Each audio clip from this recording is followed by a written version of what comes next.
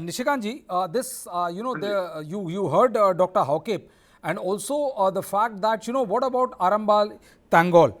What about their involvement and all? Because, there were many who have spoken about their involvement and how they have, they have been instrumental in ensuring the retribution and all.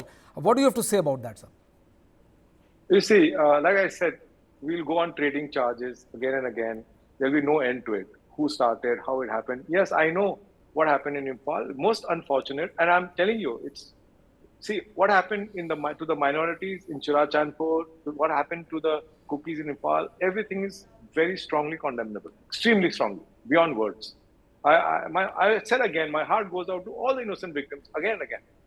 Right now it's a time to cool off because we cannot destroy each other. Like I said, an eye for an eye will make Manipur blind. So I would request people from the hill to stop firing down because now reactions are happening only after the firing down upon the villages.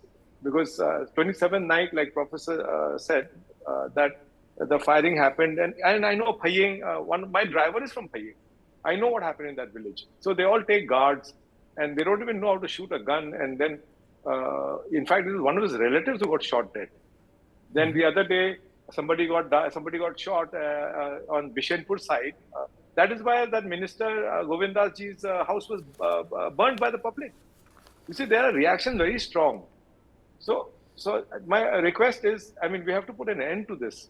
After all, Manipur has to survive, and I want Manipur to be peaceful like before, and where all our cookie brothers, mind you, I'm not talking about infiltrators. When I say infiltrators, it doesn't mean cookies. It means anybody who comes after 1961. Let us live in peace. Let's give peace a chance, and let's see a developed Manipur. Let's have a nice Manipur. It's got so much of potential for tourism, and let's believe in unity, in diversity. Let's give it a chance. Nishikant, the reason I'm asking you, I asked you about Arambai Tenggol is not because we wanted to fan passions and all, but also because, whenever there is a talk of Arambai Tenggol and other, Meitei outfits, there's a lull, there is a silence, there is a complete, but when you talk about Sioux militants, when you talk about others, there's a very clear enunciation. But when it comes to these groups, there's a complete, what exactly is Arambai Tenggol, sir? Arambai is they're not armed group or something like that. They are not armed group. Yes, their names have come up in many times, in many occasions.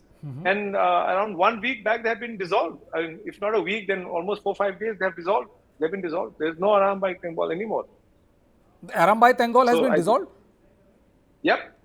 But what exactly do they do, sir? When you call them a social organization? I don't know. Oh, you don't know? They are not armed. That I can tell you. They are not armed. How do you know, sir? They are not armed. I have never seen them in arms. I live in Imphal. Okay. See, can I come in here? On certain occasions. Dr. Haokip, just give me a minute. Let him finish first and then I'll come to you. Please. I said everything is a reactionary situation.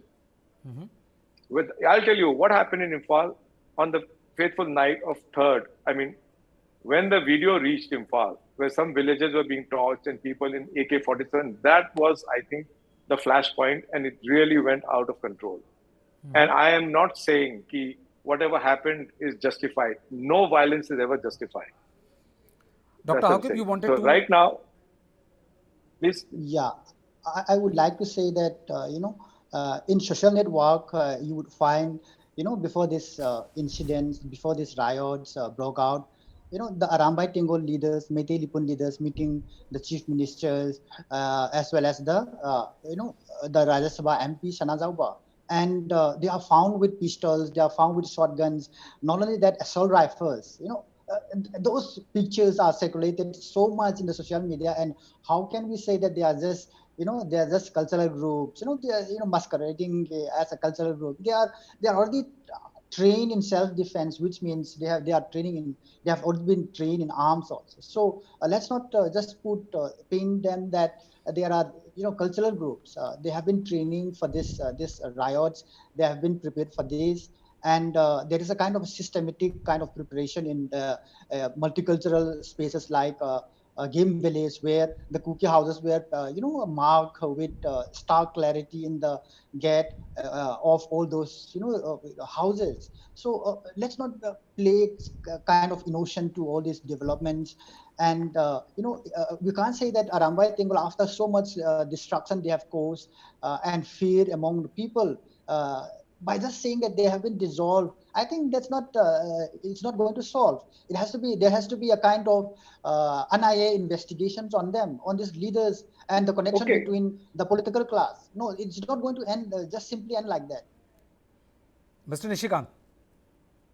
Like I said, we have to put out the fire and let peace prevail. And I am sure there will be investigation. So Dr. Haokip, whatever he's saying, investigation will be done, sir.